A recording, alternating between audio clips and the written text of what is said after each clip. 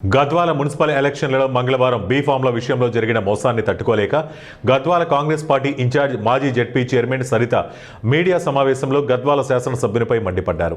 జోగులాంబ గద్వాల జిల్లా కాంగ్రెస్ పార్టీ కార్యాలయంలో మాజీ జిల్లా పరిషత్ చైర్మన్ సరిత తిరుపతయ్య మీడియా సమావేశంలో మాట్లాడుతూ కాంగ్రెస్ పార్టీ విలువలకు కట్టుబడి పనిచేస్తున్నారని, రాహుల్ గాంధీ, మీనాక్షి నటరాజన్, మహేష్ కుమార్ గౌడ్, దామోదర రాజనరసింహ, వాగిడ శ్రీహరి, ఏఐసిసి కార్యదర్శి సంపత్ కుమార్లను సైతం అవమానించిన ఈ ప్రాంత నాయకులను వదిలిపెట్టేది లేదని అన్నారు.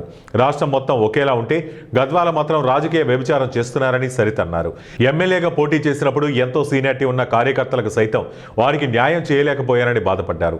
ఎన్నో ఆశలు పెట్టుకున్న అభ్యర్థులను గెలిపించుకుంటారని హామీ ఇచ్చానన్నారు.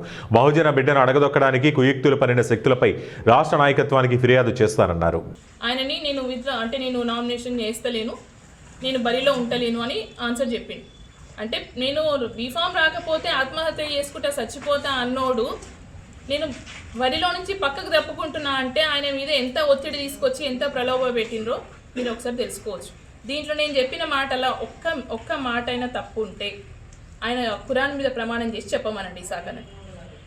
నేను దేని మీద ప్రమాణం చేయాలో నేను చేస్తాను. నేను ఎంత ప్రయత్నం చేయాలో ఆయన టికెట్ కోసం అంత ప్రయత్నం చేసిన. ఎందుకంటే చిన్న పిల్లగాడిలాగా ఏడ్చిండు. నేను చస్తే కూడా కాంగ్రెస్ కండువా జెండా నా మీద వేసి పెట్టాలి అని చెప్పినోడు ఈరోజు కాంగ్రెస్ పార్టీ బరిలో ఉండడానికి పక్కకు తప్పకుండా ఎంత ఒత్తిడి తీసుకొచ్చింది అన్నది ఆలోచన చేయండి. మరి నిన్న పొద్దున్న దాకా ఎందుకు చెప్పిండు నామినేటెడ్ పోస్ట్ ఇస్తా అంటే ఇది ప్రలోభ పెట్టినట్టే కదా. ఇప్పుడు ఆయన కోసమే మరి కొట్లాడింది.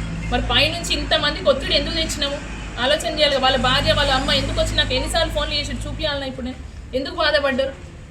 ఇప్పుడు వాళ్ళైతే సిన్సియర్గా 50 ఏళ్ళ నుంచి కాంగ్రెస్ పార్టీలు ఉండే కదా, వాళ్ళ కోసం నేను నిలబడాలన్నా వద్దా?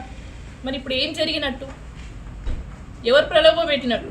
ఇప్పుడు 37 బీఫామ్లు తీయండి, అందులో కాంగ్రెస్ పార్టీ అంటే ఎవరు అన్నది డీసీసీ గారికే కొంత పేర్లు తెలియదు. ఎందుకంటే అలా పాలన చేసిన వాళ్ళు ఎవరు లేరు. మరి మీనాక్షి నటరాజన్ గారే చెప్పిండు మాకు కాంగ్రెస్ పార్టీకి కష్టకాలంలో పనిచేసిన వాళ్ళకి బీఫామ్లు ఇస్తాం, వలస వచ్చిన వాళ్ళకి బీఫామ్లు ఇయ్యము అని చెప్పిండ్రు. మరి అది తెలుస్తుంది కదా స్పష్టంగా.